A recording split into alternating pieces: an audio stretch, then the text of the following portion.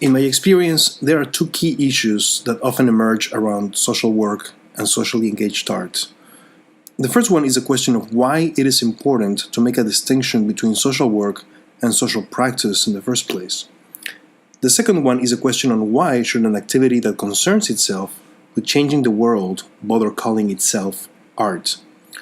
As to the first question, socially engaged art is a form of social work, but not the other way around.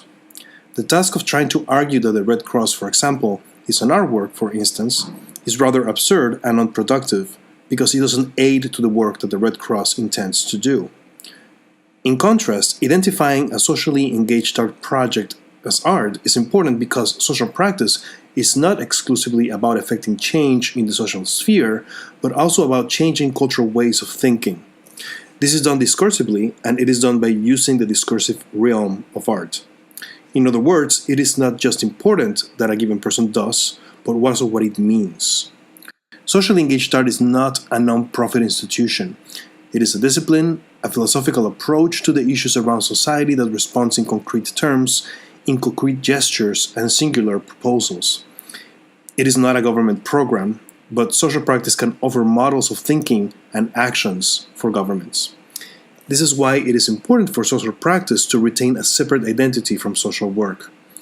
As to the second question, precisely because social practice is dependent on the conversation that is had about it, it still has to operate to an extent in the symbolic realm.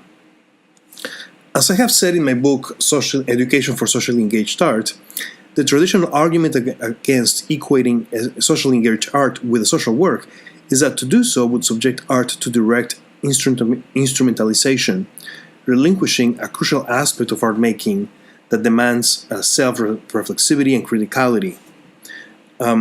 This argument, however, is weak. It precludes the possibility that art can specifically be instrumental and intentionally abandon any hopes of self-reflexivity, ideas that some artists are interested in. The stronger argument is that socially engaged art has a double function that social work lacks.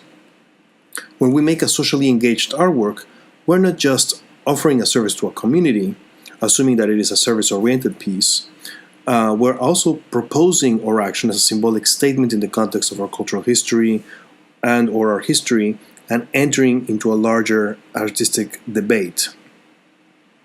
While socially engaged artworks do not have to be explicit in their purpose, there's always a clear desire by their authors to engage a second interlocutor, or client, to use social work terminology, other than the community of participants, that is, the art world, which evaluates the project not just for what it has accomplished, but also as a symbolic action.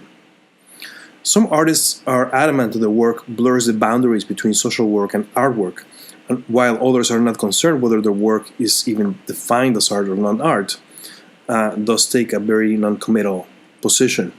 But in cases like the latter, the simple referencing of the possible dichotomy between art and non-art is already an acceptance that the activity is operating to a degree within the realm of art.